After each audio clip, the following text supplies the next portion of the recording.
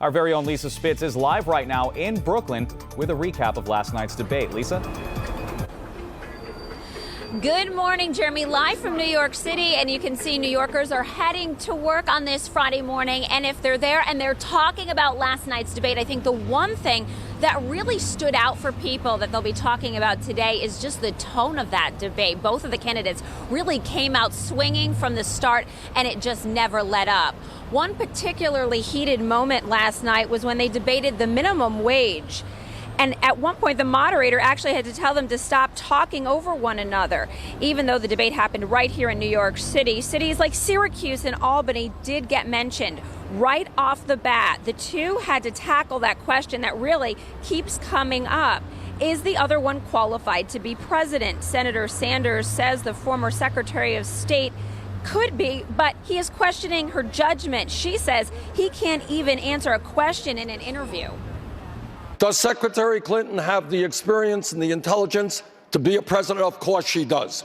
But I do question her judgment. I question a judgment which voted for the war in Iraq,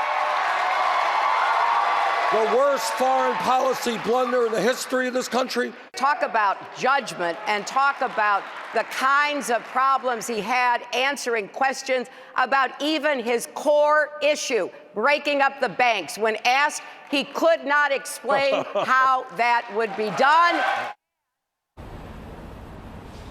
So you see, that was pretty much the tone the entire night long. It also got heated when they talked about issues like gun control in Israel, something that's going to happen today. Senator Sanders says he will be releasing his 2014 tax returns. And another headline from that debate last night was, why won't the former Secretary of State release transcripts of paid speeches that she gave to companies like Goldman Sachs? She says she's not going to do it, and the other candidates aren't doing it, and she's not going to do it until they do it. Jeremy?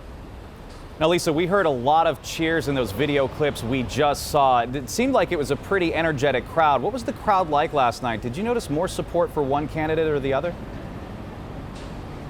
No, I will say, though, they were very vocal, the people in the audience. I was even, I have to say, taken back a little bit. There were boos at some point, cheers, and in the past it used to just be quiet where audiences didn't react. So it is a different experience where you hear what people are saying because they're saying it through their applause or their boos with the comments. But it was interesting, and it's interesting to hear what people at home have to say. Did you like it? Did you find it distracting? You can let us know on Facebook or Twitter. For now, we're live in Brooklyn. I'm Lisa Spitz. Jeremy, back to you. All right, Lisa, thank you very much.